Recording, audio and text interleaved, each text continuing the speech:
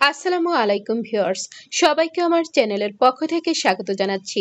2022 সালের honours final পরীক্ষার transcript বিতরণ সংক্রান্ত একটি বিজ্ঞপ্তি প্রকাশিত হয়েছে।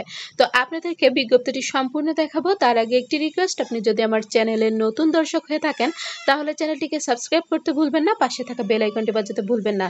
তবে ইতিমধ্যে যারা সাবস্ক্রাইব করেছেন সবাইকে অসংখ্য ধন্যবাদ। পেজ থেকে দেখলে অবশ্যই পেজটিকে ফলো করবেন। তো চলুন কথা না বাড়িয়ে মূল ভিডিওতে চলে যাই।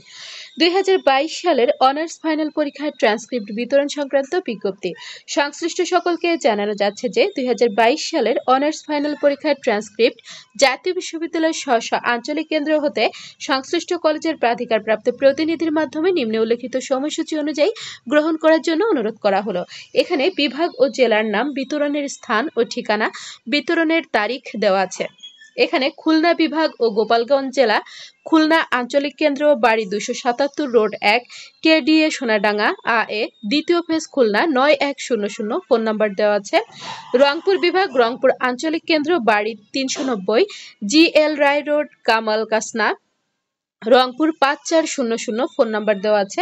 রাজশাহী বিভাগ এবং ভেড়ামারা সরকারি কলেজ ও দৌলতপুর কলেজ, কুষ্টিয়া, রাজশাহী আঞ্চলিক কেন্দ্র, বাড়ি 354, বালিয়াপুকুর, বড় বটতলা, ঘোড়ামারা, রাজশাহী। ফোন নাম্বার দেওয়া আছে। চট্টগ্রাম বিভাগ, চট্টগ্রাম আঞ্চলিক কেন্দ্র, বাড়ি নং 66/ডি, রোড নং 1, জামে মসজিদ সংলগ্ন, দক্ষিণ খুলশী, চট্টগ্রাম। ফোন নাম্বার দেওয়া আছে।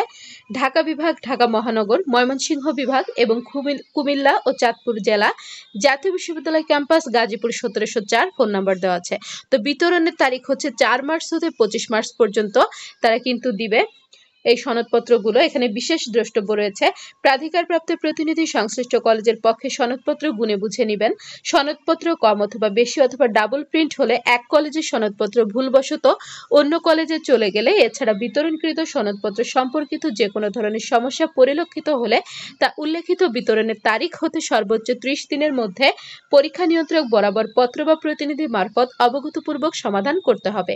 উক্ত সময়ের পর কোনো অভিযোগ গ্রহণ করা হবে না এবং এ সংক্রান্ত বিষয়ে বিশ্ববিদ্যালয়ের সিদ্ধান্ত চূড়ান্ত বলে গণ্য হবে। তো আপনারা অল্প সময়ের মধ্যে কিন্তু কলেজে আসা মাত্রই আপনারা আপনাদের এই ট্রান্সক্রিপ্ট বা সনদপত্রটি, মার্কশিট যাকে বলে, আপনারা পেয়ে যাবেন।